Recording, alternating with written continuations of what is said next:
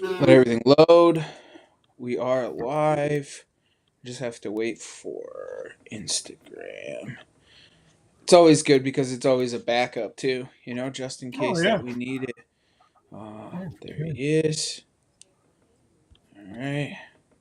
Lived up on Instagram, YouTube, Facebook. All right, guys, we're back live in action, episode 267 with Matt Berger, Tales on Trails. Man, it's if you guys missed out before, definitely go back and listen. This is going to be like a part three, but I figured just a really good refresher to have Matt on and kind of talk about the do's and the don'ts and having dog tracking. So no further ado, Matt, how you doing, buddy? Hey, great, Trev. Thanks for having me, man. Glad to be back, and we're in on the cusp of the roof about ready to blow off for tracking season here, just like as we're coming into the rut and stuff. So Yeah, doing I well. mean, has it already been pretty busy for yourself as far as tracks and Yeah, it's been I'm about 30% more than I was this time last year. I've been on 35 so far this year, wow. which really isn't a lot compared to some of the seasoned veteran guys, but it's a decent amount. 35, and I have 36 scheduled for 9:30 tonight. So Wow, that's awesome, man. And it's super cool because, what do you think the success rate is as far as tracks found and not found? national average for the national average for on lead tracking is about 35, about 40%. Right. So 60% of the time it doesn't end with a deer on the tailgate. But that's not necessarily because the deer aren't dead. It's largely because, or I mean, not because the the dog can't do the work or it's a bad tracking team. It's largely because the deer aren't dead. Right. But the national average for on lead is about 40%. You can get it up as high as 45%. But yeah, I mean, that's still a lot, though, honestly, Matt, if you really think about it. I mean, 40%. And it's like you said, a lot of it is not always the dog or the tracker, the handler. It's poor placement, shot, so on and yeah. so forth, that deer may or may not be dead to be able to find it. Yeah, that's exactly right. And you know, and that's the hard part for to get hunters to understand that just because your arrow impacted a deer doesn't mean it's dead. And high shoulders and back whacks are probably the highest percentage of calls trackers take, and those are not lethal hits. That's all non-lethal space. In fact, the two I were on today, I think, were high shoulders and back whacks. So, Wow. well, I take that back. I don't know about the first one. I have no idea what the first one was. Neither does the hunter. But the second one was certainly, I believe, to be a back whack, as we call it, a back whack, which is Right. hitting the back straps above the spine. There is no such thing as no man land below the spine. If you want to get into that, but doesn't exist. Full stop. But yeah, a whole lot of non-lethal shots out there. I mean, Matt. I mean, we're already there. Let's fire right into it. As far as that goes, why don't you tell everybody who you are, where you're from, and a little bit about what you do. But I do want to get into the no man's land thing, but we'll get into that after. Just tell everybody who you are, where you're from, and a little bit about what you do, Matt. Absolutely, man. Yeah, Matt Berger. I I track deer with my bloodhound in southern Michigan, based out of Jackson County. This is our third year. Um, like I said, I've been on 30. I'll be on 36 tracks after tonight.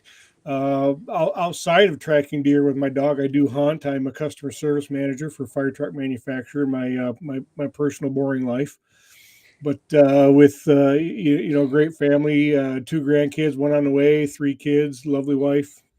Just a good old standard American family, man. Yeah, Great there's stuff nothing for better sure. than that, though. There's nothing No, I better. At wouldn't. I least, wouldn't. I wouldn't change anything about it, bro. no, I no. wouldn't change anything about it. I'm a pretty No. simple man. In the 3 years of doing this, it's obviously changed your life in many different ways of because you're devoting a lot of time, to tracking. It's no Yeah. more hunting. It's no more, you know what I'm saying? Like a lot of it is you're about to go out at 9:30 at night to go do a track job. I mean, that's got to take a lot of time away from the family. Yeah, it does. With the kids being all grown and out of the house and stuff, it's not as bad. But yeah, I mean, it does take time away a little bit. I mean, today we had a great fun day today. It was my first, talking about how it changed your life in Mm. no hunting. Today, October 27th was the first time I got in a deer stand. Beautiful morning in southern Michigan. Just everything you wanted to be. Is my first time to stand. My phone was blowing up the whole time. My son-in-law shot a deer, shot a nice doe. Got the my daughter, the grandsons, and my wife. All big family tracking job. Had the neighbor come over because that's just what we do. It was just a ton of fun, teaching my 3-year-old Mm. grandson how to track. I call him my little master tracker. But and then I had to kind of hustle that process along because I had 3 guys stacked up, 4 guys I need to get back with and tracks to get on. So it does impact your life a little bit. It impacts how much I'm able to get in the stand, but not in a bad way. I mean, I still love to hunt, but tracking deer is it's a compulsive disorder. It's addictive. You Mm. you can enjoy more success tracking deer than you do hunting deer if you're talking about putting a deer on a tailgate. you know um I kind of equate it to years ago. A friend of mine got me into bird hunting a little bit. I was terrible. It didn't last long. I think we talked about it on episodes 2000, 211, 212, when we did that back to back. But Yeah. he says, look, Matt, he says, you go bird hunting, you see your quarry far more often than you do when you go deer hunting. You're far more successful. I'm like, that's a good point. But it didn't sway me. I mean, his point was valid, but it didn't sway me. Hmm. I kind of equate the, deer tracking the same way. Although, it's not my deer and I'm not putting it on my tailgate, I get to enjoy in a lot of success for people in who are pretty down. I mean, yep, that I get hugged. Friday night when I think I sent you that picture of that great big one. Mm. That guy was so beside himself and couldn't believe it. And that's part of the addicting part. When you look at my Facebook page, you just there was one kid I tracked for a couple weeks ago. Recovered his deer, young, just a great young kid, and that smile on his face was meant more to me than any tip he could have offered. And he gave me an incredibly generous tip. I tried to refuse it and he wasn't having it. But it was a smile that meant as much as to that very generous tip. So you just meet a lot of great people, and you turn, and when you can recover the deer and put it on the tailgate, you turn what is a pretty bad day for them into a great day. And that's a fun feeling. And when you can't, maybe you don't recover the deer, you can offer a lot of peace of mind because most of the time you can put together, there's enough pieces of the puzzle coupled with, experience that can paint a picture that deer's not likely dead. Sometimes you just know certainly it's not dead. I had one just the other night around the corner from my house, and the deer was on. I said, Mark, your deer is not dead. That deer was on camera the very next morning. Wow. And I tracked that deer at night, Mhm. 7, 8 o'clock at night. Actually, it's probably about 9 o'clock, but nonetheless, it was on camera the next morning. So, you can bring peace of mind. They can sleep better knowing, okay, I did everything I could, and my deer's not dead. So they don't have to worry about going to bed or living their life thinking that they just fed the coyote. So there's value in that too, and satisfaction from a tracker's perspective. So do you think that there's a lot of people that will call you knowing that their deer's probably dead, or it's just they want a tracker to come in and just find the deer for them, like if they shoot a big deer or whatever? to like just have a dog there? Yeah, that happens sometimes. I had that happen during the youth season. The hunter thought it was a great hit, but he didn't have any blood immediately, and it was a pretty nice buck. And he said, I just don't want to risk it. I just like to have you come down. What did I call? I call those not verification tracks, but comfort tracks or whatever. Just Hmm. they just want somebody there just to make sure. So it does happen most of Right. the time. Most of the time, they really need help, or are being just taking the appropriate precautions. Right. Um, but it does happen. Hey, I just shot it. Just come. Just bring your dog for me. I'm not even going to track it. I just want you to come do it. But most of the time, people attempt to track their deer first, and a lot of times we'll recommend that. Sometimes they can go too far with it and really cause some problems. But So what do you think that like one of the biggest mistakes that somebody can make as far as tracking goes that like what do you think a tip is or something that you could tell somebody that they've done too much to make their track a little bit more successful? the very first thing, and there's a long list, okay, but the very first thing is they track too soon. You must heed the recommended wait times.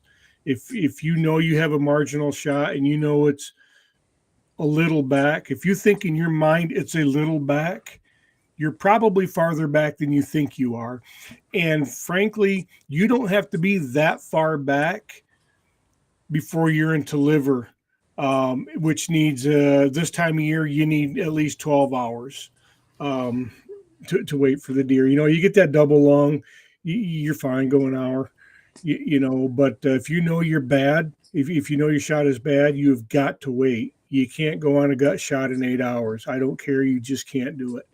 You can't go on a liver shot at 8 hours this time of year. Maybe you can on October 1st, but on October 27th, you just can't. Why do you You know, say it like that? Like what is the big difference between now and October or so great September? question.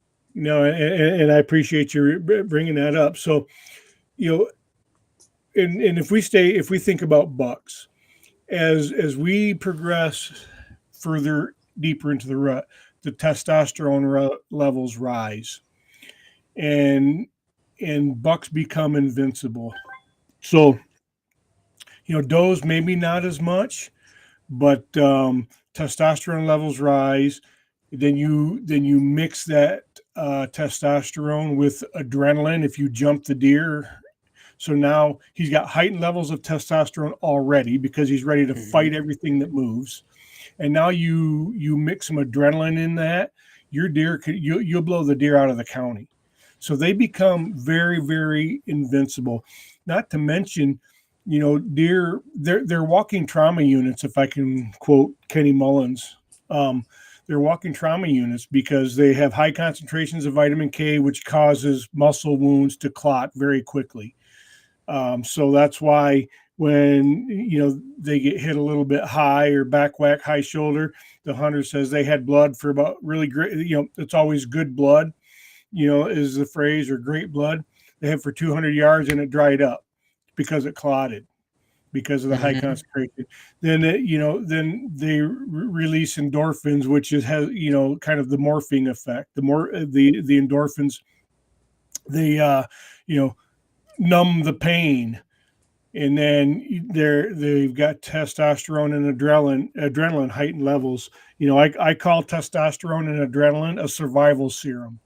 So they just become invincible the closer to the rut you get. And so much so that there was a chat going around in our private network chat about the longest liver hit they've seen live, and I think the number was 36 hours. Liver hit deer 36 hours still alive. Wow, I'm speechless. Yeah, Because we would normally tell somebody, 8 hours, right? 12 hours on a liver hit, right? Like it's deadly. It's 100% deadly, right? I mean, yeah, it's, 100%. Yep, it's gonna die. but you have to shoot it, leave it, and get out of there. I mean, Yep. literally, if you keep bumping it and pushing it, it's just going to live. And you're just going to keep pushing it and pushing and pushing it. What Yeah, is because every time you push it, it's adrenaline spikes, and it can right? go for another mile. I So mean, literally. so all right. So there's two edges to this sword, right? In my opinion. Yeah, So like a liver hit. If I hit one in the liver, you want to leave it for that 12 hours, right? Like yeah, that's what it yeah, is, 12 hours. But yeah. you want to leave it. You don't want to track on it. What are those one-offs that you want to be on that deer right on pushing that deer to make it bleed? Well, and it's not Or so is there much. any? Yeah, it's not so much to make it bleed, but one lungs. There's a widely accepted approach to one lung hits is just keep them moving. Not so much because they're going to bleed out, because it takes a ton of blood for them to die from blood loss, but more so if you keep them moving, they will expend oxygen quicker than they can produce it. You know what I mean? With one lung, Yeah. you're Yep. 50% capacity. So if you keep them moving, you're just gonna, you know, they're in essence suffocate them or wear them down to the point where they're just too tired to move, and you can get a follow up shot. That is incredibly difficult to do with an on lead dog. That dog's got to be off lead and be able to run. You got to have a lot of property. I don't like that. That's just not my approach. We're not a rundown Right. team. There are people that do it here in Michigan. We're an off lead state, so we're allowed to do that. If you have the property Okay. permission and a trained dog, you can do that. They say high shoulders, kind of the same thing. I won't do it for, just if it's a high shoulder, it's non lethal. There's that fine line or the argument. Are you now hunting the deer instead of tracking the deer? Right. Right. If it's going to survive one long, to me that's a different story. It's likely going to die, although they can live a normal life on one long. But that those are the commonly accepted scenarios where you might get on a deer right away and push it. Typically, you're going to want a dog to do that to be successful. Right. To be successful, to keep pushing Yep. it. Now, all right. So you have liver shots. We'll call it 12 hours, right? Before Mhm. you even just shoot it and Think get about out it. of there. Yep. Then you have what do you think a gut shot would be? What would be your wait time on a gut shot? We're going to start at 12 this time of year, and I'm going on the one tonight at 12 just because it's a weeknight and all of that. But, Right. 12 to 24, depending on the time of year. We get closer to November. If we can push them out to, 20, 24 hours, you know, we should on a Right. gut. The just because, if it's dead now, that's fine. It's not going anywhere. It's going to stay dead. If it's not dead, you're going to bump it, and every time you bump a deer, your chances of recovery decrease with or without a dog. So, the wait times are crucial, man. And hopefully, if everything is right, you got a bad hit, Mm-hmm. you're able to get out of the stand and not pursue the deer. That deer typically will bed down. The guts, the liver hits, stuff like that are going to bed down with not always, but commonly within 300 yards. And if you don't bump that deer, you're going to find it in that first wound bed, most generally, or commonly, maybe I should say. But if you bump it, who knows, man? Yeah, yeah. It could be 3 counties away. You never know. It absolutely could, or if it's hurt bad enough and feeling bad enough, it could just go another 30 yards and lay back down. Right. I've had both scenarios. Mm-hmm. I've had them bumped and they've, like I said, blown out of the county and bumped and bed down relatively quickly, and we are able to recover them. Yeah. What would be another wait time? So like take us through some shots and what the wait time should be. That the 12 to 24s are really the big one. So my common approach to wait times is, if you've got a double long and you're feeling really good, that heart double long, and you don't see the deer fall, just give it an hour, just 1 hour. Their dead deer don't go anywhere. Relax, man. Have a cup of coffee, whatever. Give it an hour. If you see it fall, I don't give it however much time you think you want to give it. If you see it go down, just to make sure Mm-hmm. it's down. But if you don't see it fall, give it an hour. If you start tracking it and things don't add up, get the hell out of there, call somebody and reconsider. Liver 12 to 24 this time of year. My business card in the banner I had made says 8 to 12 hours for liver, gut 12 to 24. Anything beyond that, you're either not going to recover it or you're going to find it dead fairly quickly. Most generally. Yeah. What do you think the most commonly known mistake that somebody makes after shooting a deer? Again, pursuing too soon. Yeah. Just not heeding the wait times, going too soon. The next thing, so I'll run through a few of them for you. Is probably number one is pursuing too soon. You've got to heed the wait times. The next one is being tempted by the blood. And I guess they kind of go hand in hand. Not heeding the wait times, being tempted by the blood. You see blood, it just seduces you. You're going to go even though you shouldn't. So even going out there and looking at the arrow before you should, that produces some bad habits. Here's the next really big one: grid searching.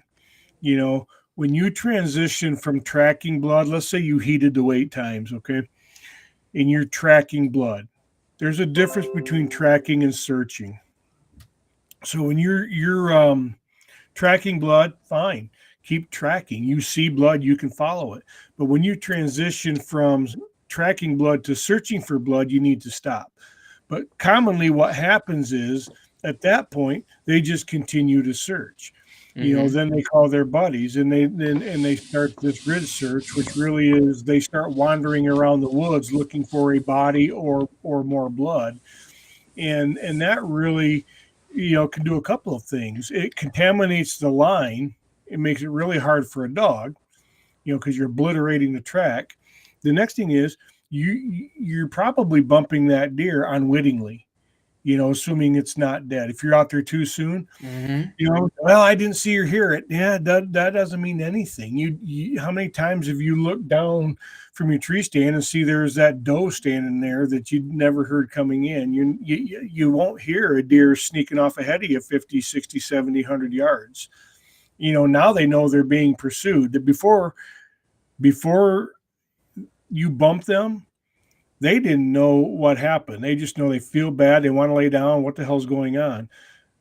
You go too soon. Now they know they're being pursued. So now they can start taking evasive maneuvers, whether it's in, whatever that is, then they're going to lay down and watch their back track and then see you coming even farther away because they're onto you. They're looking for you now.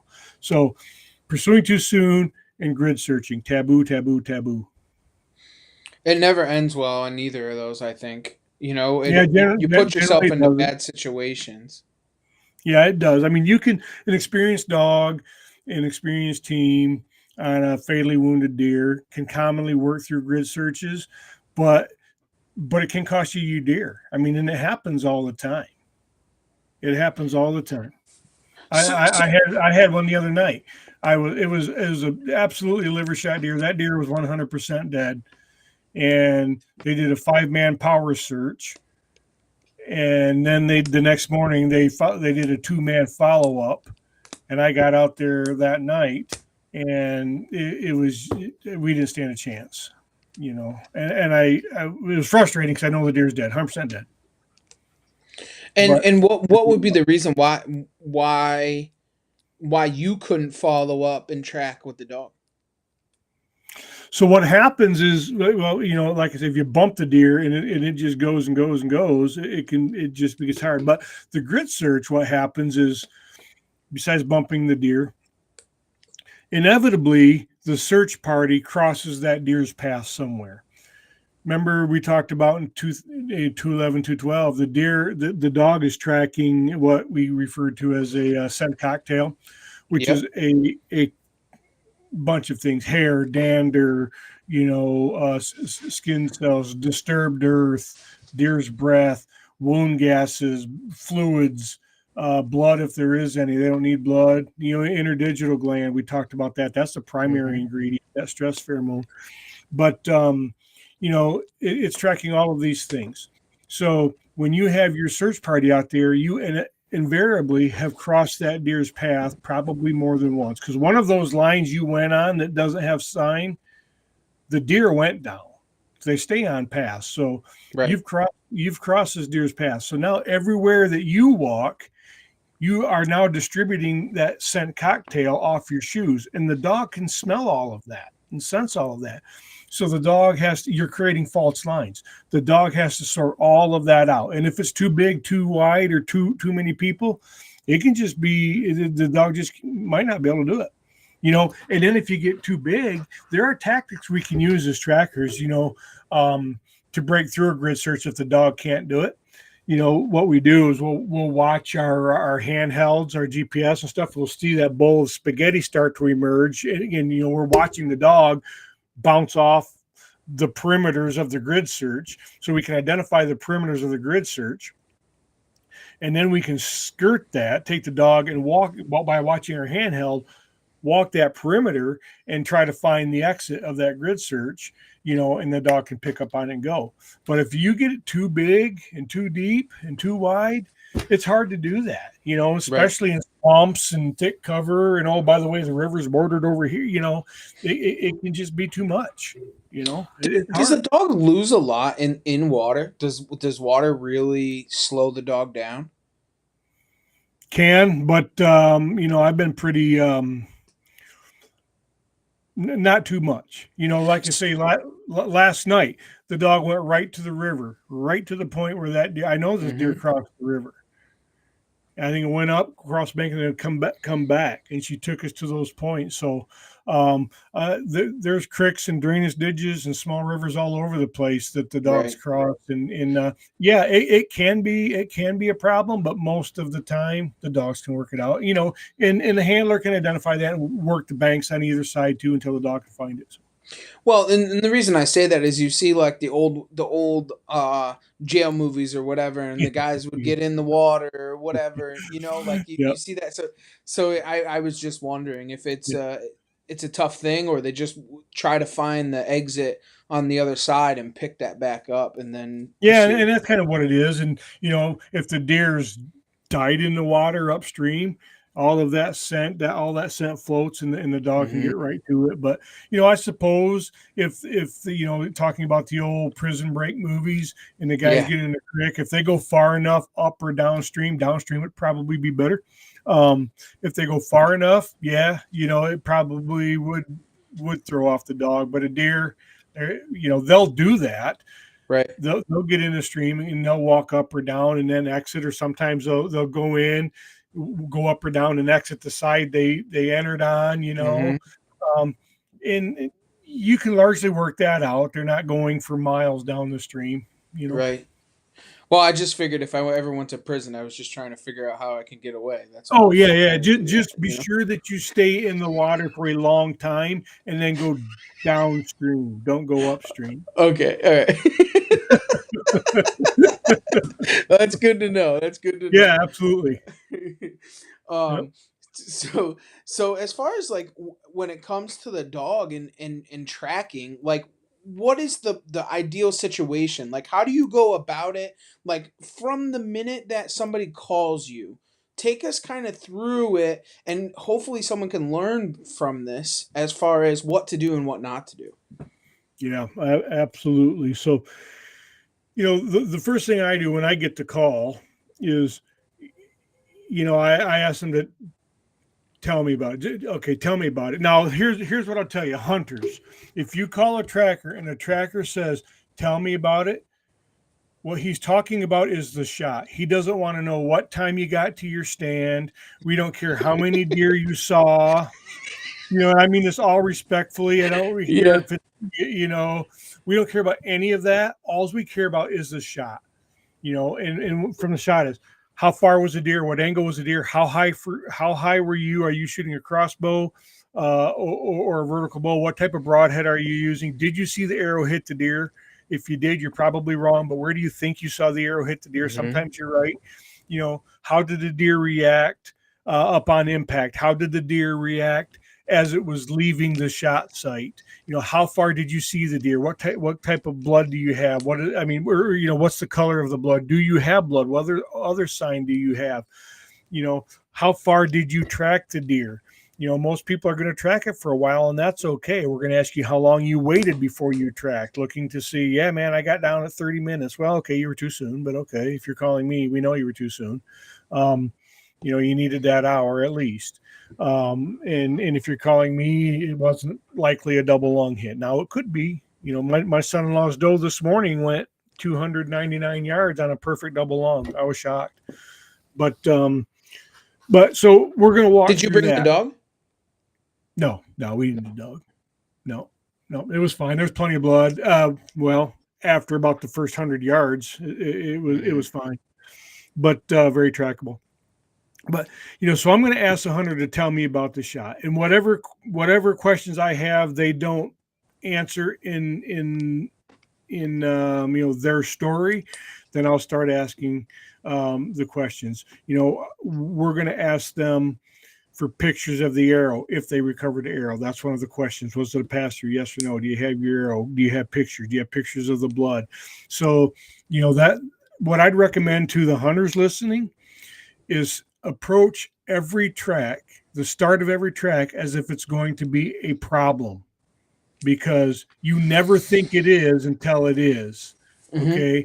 And we get that all the time. No, I didn't take any pictures. I thought it was the dead deer. Yeah, I know. That's why, that, and that's true. That right. Particularly on liver shots, people always, they think the liver is farther back, or they think that their arrow was more forward than it really was, because the liver can look like a lung hit, but, so I recommend everybody approach the start of every track as if it is going to be a problem track, and take pictures of your arrow if your arrow is a pass-through. At least four quality pictures that don't blur out when we zoom in on it. I want 3 pictures between each one of the veins. I want one of the broadhead, because we're looking for, is there damage to the broadhead, which could indicate a deflection or bone hit. Maybe it was a rock in the dirt, but if you're calling a tracker and your mechanical blades are wanked up, or even your fixed blades, you might have hit something hard, and it might have been in the deer. Right. So we want to see that. If there's anything on the shaft, we want to see that. Hair. People dismiss hair. If there's a hair on that shaft, we want to see it. Is it a white hair? Is it a white kinky curly hair? Is it a brown straight hair? Is it a gray hair with a black tip? All of that stuff can tell us something. It's one piece of the puzzle. So we want to see that stuff right away. So take those pictures before you even start tracking, because if it turns into a trouble track, you've got those pictures now. Take pictures of blood. The blood can tell us something too. So I think you had a question coming. So. Yeah, no, I did, absolutely, because you started talking about different hairs, and I mean, personally, we would think, brown hairs, white hairs, or black hairs. You started naming off a bunch more. Name where those will go, and what kind of shot placement they are, with different hairs. Because I think that's super important, and a lot of people don't look for that. I look at point of contact always 100%. And, one of the big things that I do too, and I'm pretty big at it now, not as much as I was when I was younger, but I used to get yelled at for it a ton. But I wasn't allowed to leave my stand when I shot a deer. And then my dad would come, and they'd be like, all right, where's that? So then I started taking pictures. When I shoot a deer, even by myself, I take a picture. Because your perception down there and up here are 2 different things. So I just take a picture in the tree stand, right? And I think we talked about that in 2 and 11 too. Yeah, we did. And that's I think that's kind of where I kind of started taking that from. But talk about the hairs and where the hairs can be found from different animals. Yeah, or different parts of the animal. Well, I'm no expert. I will tell you that hair is hard. I'm reading arrows is hard for me. Yeah, particularly when it comes to blood. There are some characteristics that are very easy, but if it's not those characteristics, and we can talk about them here in a minute, because I think it's important. But if you talk about hair, if it's a brown hair, I don't freaking know, man. The deer's brown, Yeah. But, at least you're in the zone. Yeah. But listen, though, if you start getting white hair, so now we have to start thinking, where does white hair come from? The belly, the throat patch, the ear, inside the legs. Where's that Legs, white hair?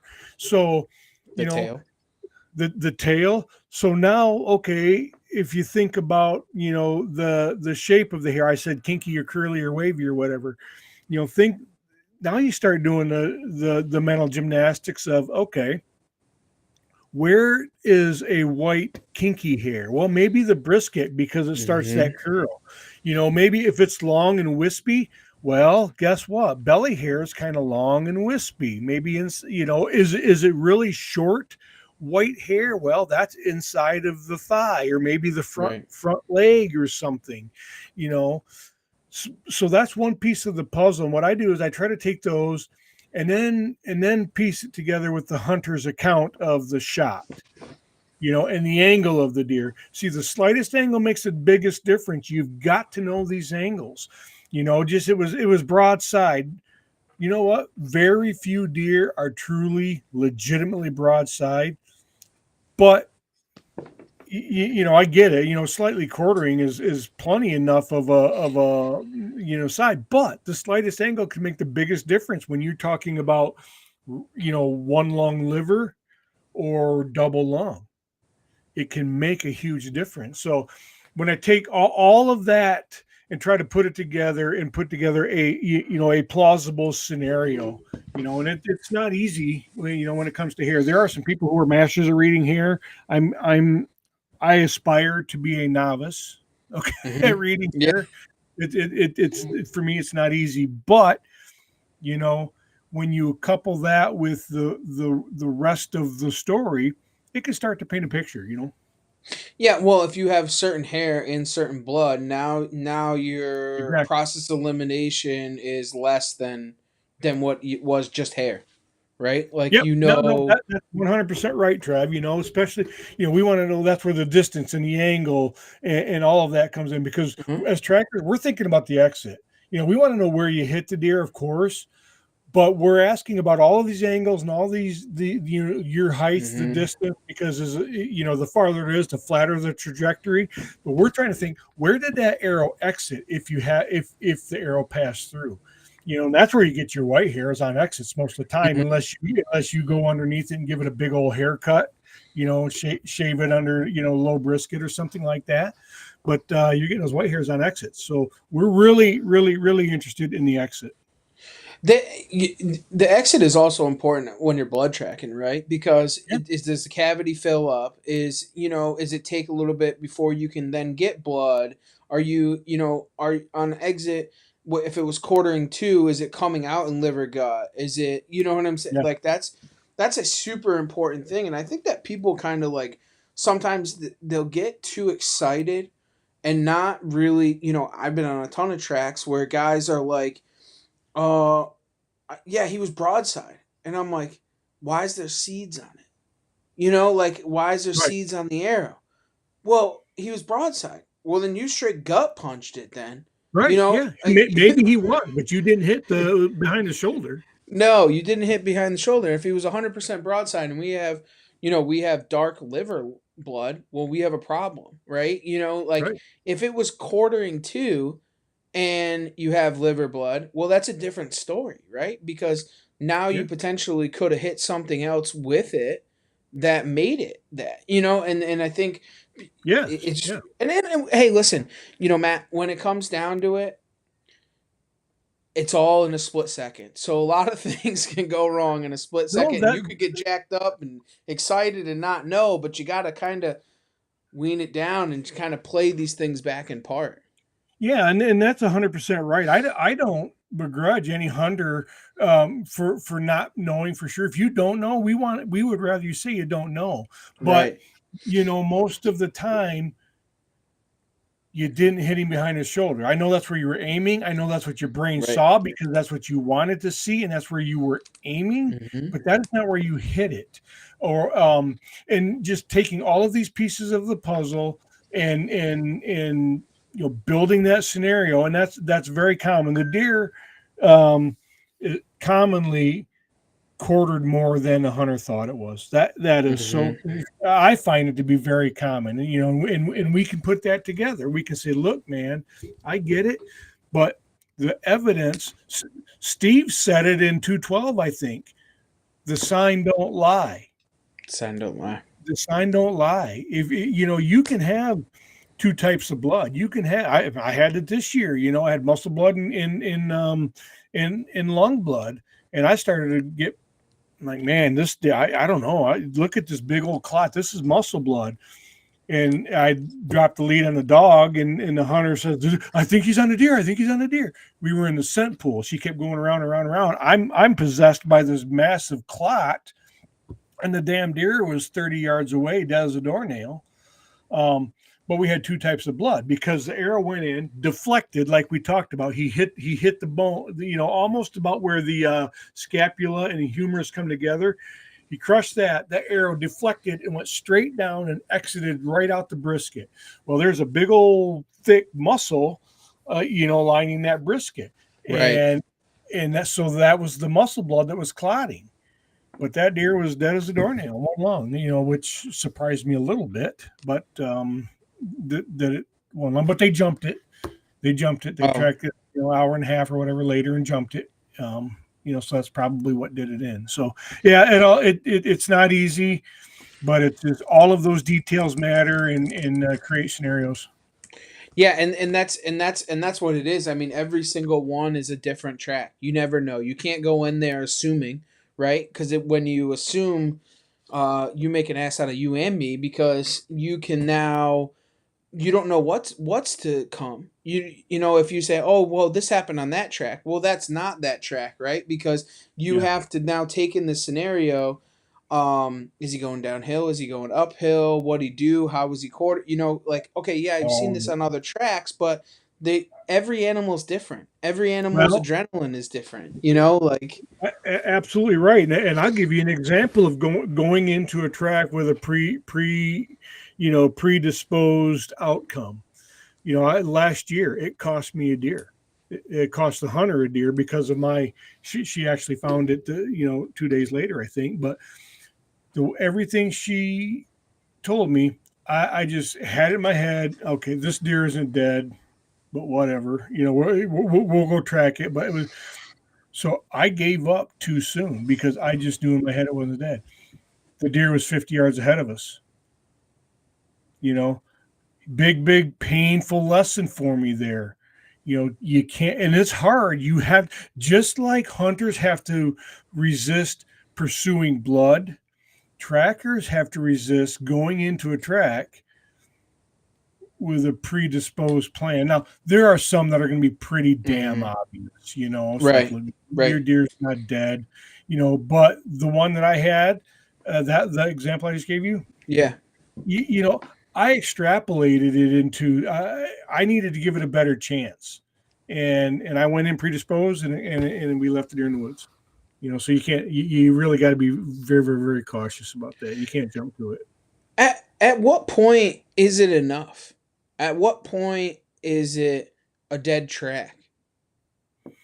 Well, you, again, the scenario will tell you, and the more seasoned the dog, the quicker the dog will, you know, in its demeanor and behavior, and the more in tune you are with your dog, you'll know that earlier in the track.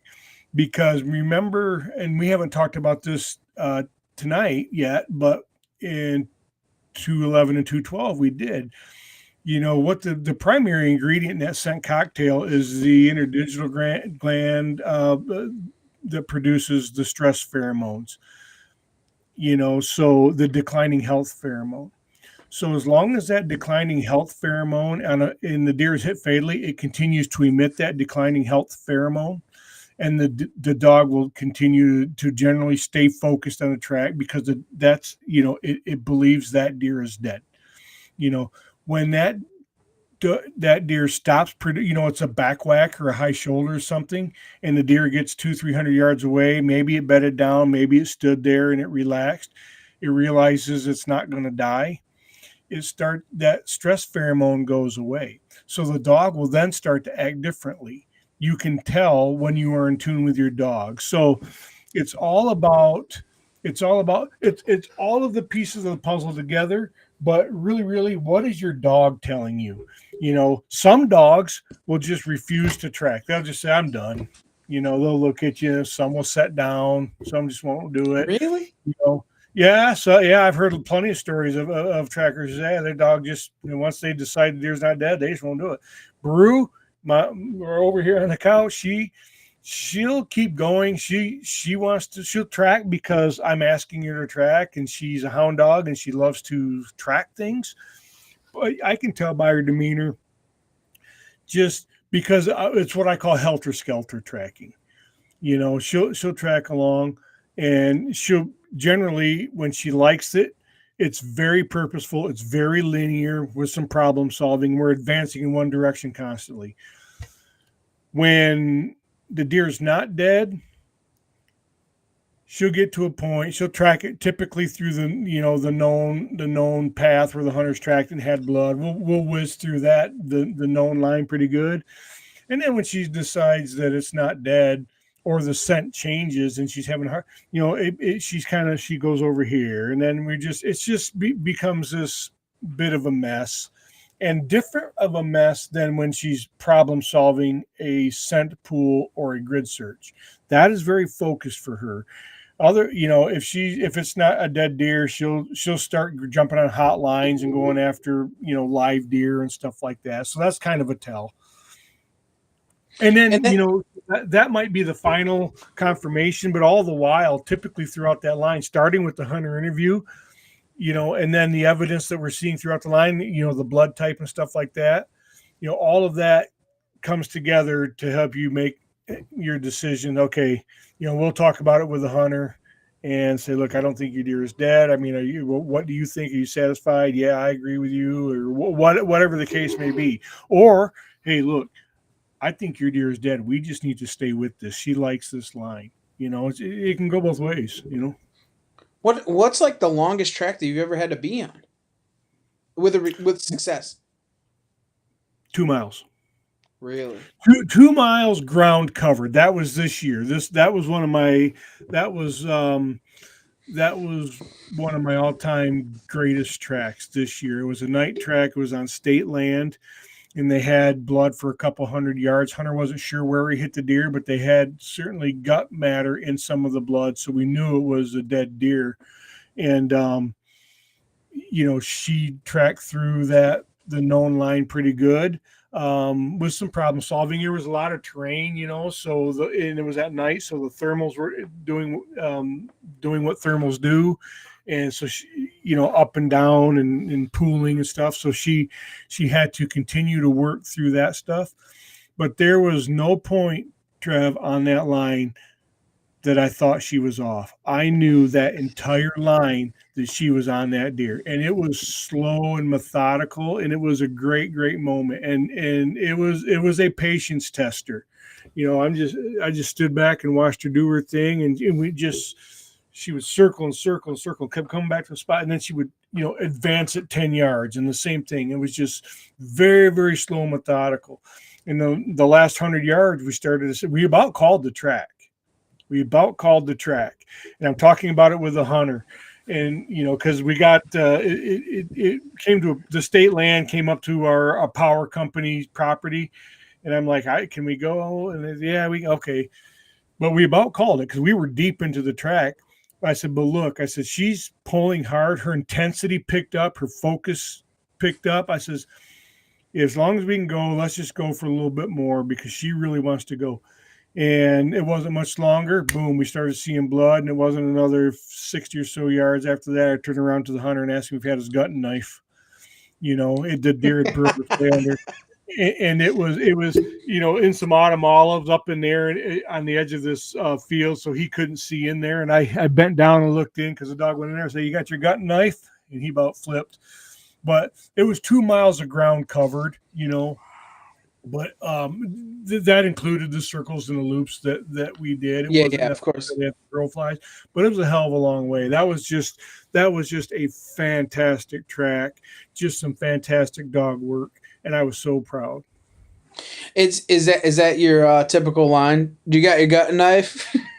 Yeah, no, I like to if the hunters aren't right there with me, if they're behind me, I'll say, "Hey man, I got some blood up here. Come mark the blood," or say, "Hey, I found another wound bed. Only this time the deer's still in it." Or so I play. Oh, I like to game them a little bit. So hunters, if you're listening, well, and you normally have them in a pretty sensitive situation, right? So like they're at your beck and call at that point, right? Like you could yeah, it was. always mess with them. I will tell you what I've had some of the greatest reactions, and um, I'll text you the video, Trev, because I Yeah. want you to see it. But it was our second recovery of the season, the week October 2nd or something, I don't know.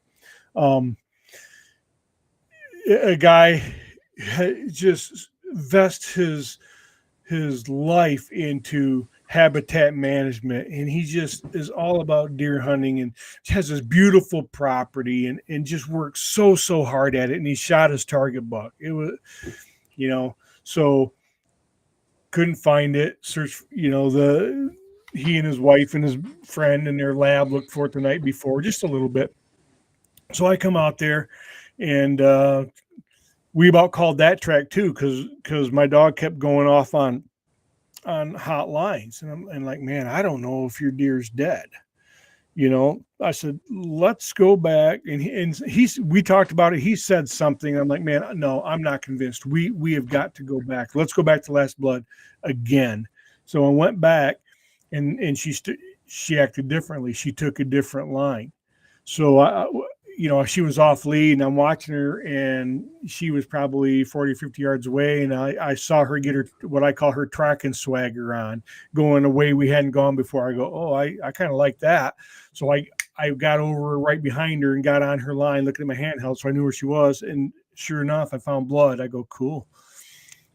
Told the hunters, I got blood right here. So I just let her go, and I just followed her, and there was this big downfall. She went around the downfall. I come around, and there was this buck. Well, I'd been marking the blood and stuff with some toilet paper tissue, and the hunter and his friend were way behind me, and I hollered at him. I said, "Hey, I'm out of tissue. Can you come mark this blood for me?"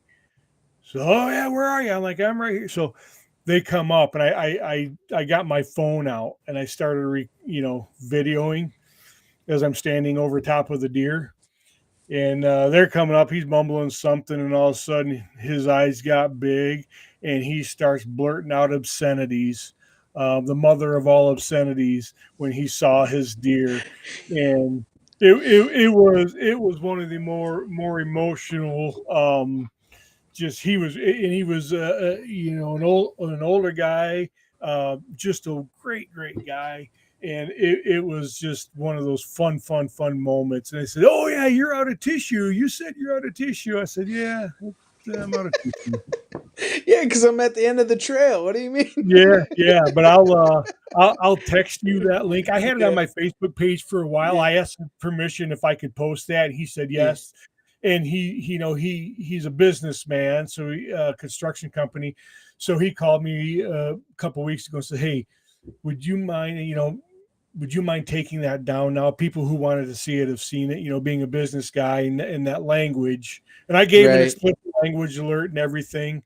Um, but it was a powerful moment. Mm. That guy worked years and years and years for that moment, and he thought he blew it because he was done. He was ready to call the track, and it's what he says when I'm recording him. And then when he realized he got the buck he'd been after, and it was Right. a bird at 168, so it was a pretty nice buck, and he Yeah. was overcome with it. So it was just a great moment. Like I said, I'll text you the video. And that's the thing too, honestly, Matt, is that you're the guy. I mean, like you're there to put somebody you know back on their deer and put it on the tailgate. Like you're that connecting factor for somebody. There has to be some type of great feeling when that all comes together for you. It is, and another example of that very same thing was Friday night, the one I sent you a picture of today. That Yeah. that great big, kickers and stickers and double drops, and biggest deer I Hmm. ever recovered. But that was a young guy, great kid, and they tracked that deer. They jumped that deer. Well, that after they jumped that deer, it went another 600 yards. Jeez. And it bedded down within 200. I think probably a little less than that, but let's say Hmm. right around 200. They jumped it, and it was gone.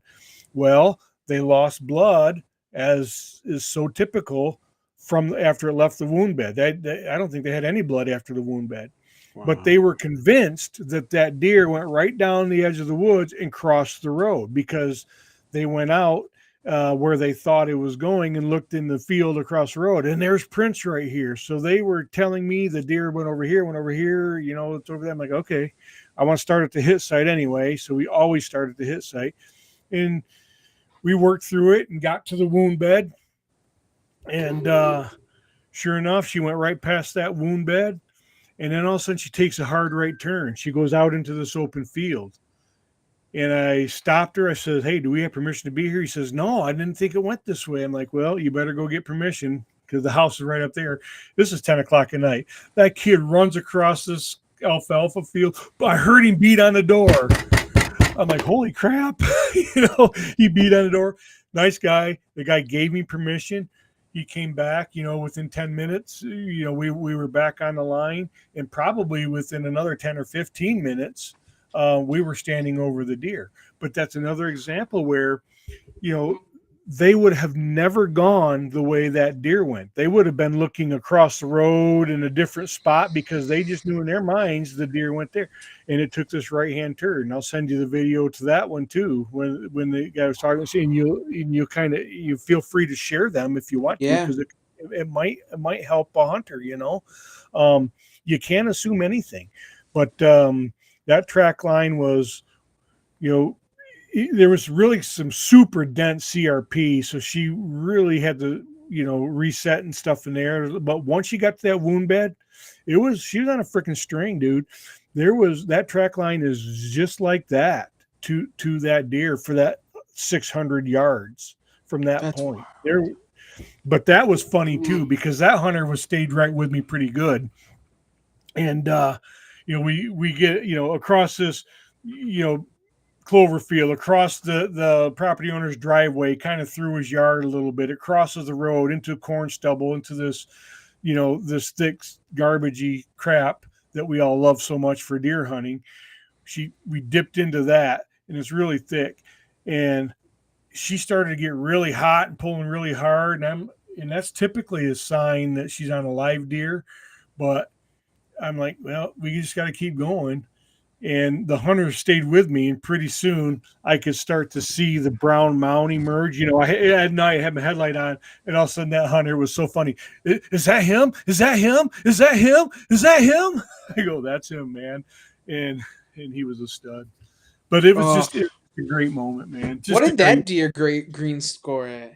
I don't know. I got to ask him if he would to send me because I'm sure he's going to have it scored, or if he does, I'm going to tell him to get it scored. But I bet you that is one mid 170s. I'm guessing. Yeah, I don't that's know. what I would have I'm called. guessing. I don't know, but it's huge, I'd say, man. yeah, somewhere in that one. I thought 170s, 180s. I mean, he's an absolute giant, You know, absolute giant. he's a stud. He'd be a stud for about anywhere, but for Michigan, that bugger's a monster. No, it definitely is absolute giant. Well, Yep. Matt, is there anything that you want to leave the guests with as far as with the season really starting to come underway and things starting to get going? Testosterone is building, adrenaline is building, and guys are getting out there and flinging arrows. What do you want to leave the guests with? Yeah. Here's what I want to leave everybody with: stay the hell away from the shoulder. Stay away from the shoulders. Shoulder shots suck. Shoulder shots. If you hit the scapula, there's no lethal space behind the scapula. Shoulder shots are bad. Hold back from the shoulder. Wait times matter. Heed wait times. 1 hour for double lung if that's what you think you got. 12 to 24. Right now, let's just say 12 hours for a liver. 12 to 24 for gut. If that's what the evidence says you have, please, Mm-hmm. please, please heed those wait times. If you transition from tracking blood to searching for blood, call somebody, call your tracker. If even if you're in a state that doesn't allow tracking, call somebody, call a tracker in another state for help, for a Mm-hmm. recommendation. It doesn't matter. We can help you with advice, just over the phone. We don't necessarily have to be there, but call somebody when you transition from tracking blood to searching for blood. If you find a wound bed, stop and call a tracker. If you jump the deer, stop and call a tracker. That's another thing. It's very, very frustrating to trackers when they say, yeah, I jumped him, and then they keep pursuing the deer. Well, frickin' stop doing that. If you jump him once, that's not a big, it sucks, but maybe it won't be a big deal if you get out of there, because he'll bed down again. Right. If you keep going, he ain't dead. You ain't gonna catch him. All you're doing is pushing him. So if you jump the deer, stop and call your tracker. Those are some things. Make sure your equipment is tuned. Make sure just be responsible. No frontal shots. Do not take frontal shots, quartering shots, Q2 shots, quartering towards. Please avoid them. When a hunter says it's the only shot I had, a tracker hears, I didn't have a shot, but I sent one anyway. The only shot I had doesn't mean you had a Was a shot. good one. It doesn't mean it was a good one. Yeah. So, those are just some things that I would Yeah. leave people with, and just know that it's getting it's about ready to blow up. It's already started. So if you are in a state that has that allows tracking dogs, patience is key for your shot selection, for Yep. your wait times, for the whole tracking process, and when it comes to getting hold of a tracker. In Michigan, there's one tracker for every 2,500 hunters. One tracker for every. So it's really hard. It can be really hard for us to keep up with all the calls. So just patience is key, man. So here in Connecticut, we finally have our first tracking dog. You do. Yeah. So we had a gentleman. He actually has a bloodhound, just like yours. And they finally allowed. He's got special licensing. He or she. I can't remember if the dog is he or she, but they have special licensing, and they allow him to track. He's That's that's the only fantastic. dog. So it's a start in the right direction. Yeah, We're allowed drones now. We're allowed drones, so that's super you are huge. allowed drones. Yep, thermal That's drones. you. So we That's have a huge. couple. We have a couple of services that are drones, and then the dog. There's one bloodhound that's now licensed in the state of Connecticut to be able to track, which is huge. I mean, it's a step in the right direction. I feel Yeah, as it is a step in the right direction. Hopefully, they can get there across the board, and the United Blood Trackers and the ABTA, the American Blood Trackers. Kenny knows guys at the ABTA and others at the UBT, United Blood Tracker. They can help with approaching legislators and things like that. I know it's probably a bit of a political environment out there, I would mm, guess. yeah, it Um, gets a little weird. Gets a little weird, but it's a conservation tool. So this will tell Mm, you, Trev. If we can start to done responsibly, it's a conservation tool. The Michigan Deer Tracking Network. That's the network I'm a member of. Last year, recovered 1,097 animals. There were jeez. 1,084 deer, 11 bear, and 2 elk. Whatever that math Wow. comes out to. So over 1,000 animals that was recovered by Wow. just our network.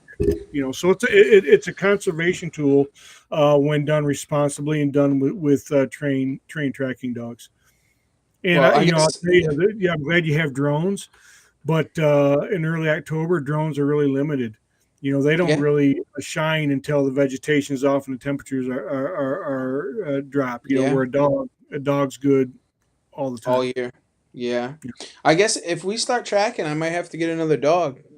I might just have to jump in on the curve here because Oh, yeah, be careful, dude, because it's addicting. Now yeah. it'd be great content for you. It'd be great content. Get yourself your GoPro, Yeah. mount it on a chest rig and go. Yeah. But it's going to cost Oh, you time in your tree stand too. I know it, but you know what? It's worth it though. Like you said, Matt, and enjoying it and helping people put things on the Yeah, tailgate and kind of go above and beyond. I mean, that's really what it's about, right? I mean, those days of killing deer. I mean, if you look around the room, it is what yeah, it is, man. You know what I'm saying? yeah. You just Oh yeah, gotta. It's for the other hunters, and especially we owe it to those deer. As outdoorsmen and conservationists, like we owe it to those animals to at least go above and beyond. So yep, it's super awesome. I love watching and seeing pictures, and now giants and everything else you yeah, got going on, Matt. yeah. It's super awesome. Why don't you tell everybody, man, what drives you outdoors, Matt? Since we're on the subject. Well, that's just it, man. My new, tracking and getting those responses that we talked about, seeing those smiles, bringing that satisfaction of either recovering their buck of a lifetime or the satisfaction of knowing, bringing closure to a hunt. That's what's driving me these days, man. You know what else is driving me is my grandkids. My son-in-law shot that doe this morning, and I got my 3-year-old grandson and my 18, 19-month-old grandson out there, and my 3.5-year-old is just a little tracking machine. So just bringing those guys along and seeing them enjoy, get excited about being outdoors and hunting. And Arlo kept asking Dad after we found the deer, when can we open it? What he means was field dress the deer. Yeah, yeah. We refer to it as, can we open it now? It was just, those are the kinds of things that are just special moments, and that's what's driving me today, man.